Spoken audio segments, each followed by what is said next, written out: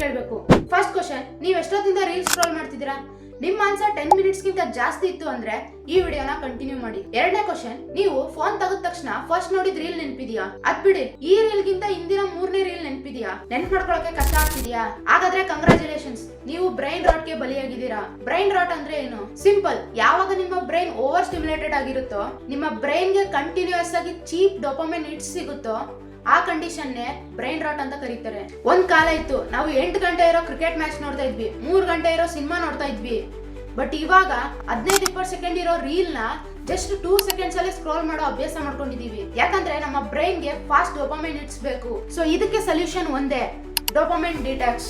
ಮಲ್ಗಕ್ಕೂ 1 hour ಮುಂಚೆ phone ನ of ಮಾಡಿ ಅಂಡ್ ಲೈಫ್ ಅಲ್ಲಿ ನಿಮ್ ಜೊತೆ ನೀವೇ ಸೈಲೆನ್ಸ್ ಅಲ್ಲಿ ಟೈಮ್ ಸ್ಪೆಂಡ್ ಮಾಡೋದನ್ನ ಕಲೀರಿ. ಸ್ಟಾರ್ಟಿಂಗ್ ಅಲ್ಲಿ ಇದು ಟಾರ್ಚರ್ ಅನ್ಸ್ಬೋದು, ಆದ್ರೆ ಇವತ್ತು ಮಾಡಿಲ್ಲ ಅಂತಂದ್ರೆ ನೆಕ್ಸ್ಟ್ ತುಂಬಾ ಸಫರ್ ಮಾಡ್ಬೇಕಾಗುತ್ತೆ. ಸೊ ವಿಡಿಯೋ ಇನ್ಫಾರ್ಮೇಟಿವ್ ಆಗಿದ್ರೆ ಲೈಕ್ ಮಾಡಿ, ಇದೇ ತರ ವ್ಯಾಲ್ಯೂಬಲ್ ಕಂಟೆಂಟ್ಗೋಸ್ಕರ ಫಾಲೋ ಮಾಡಿ.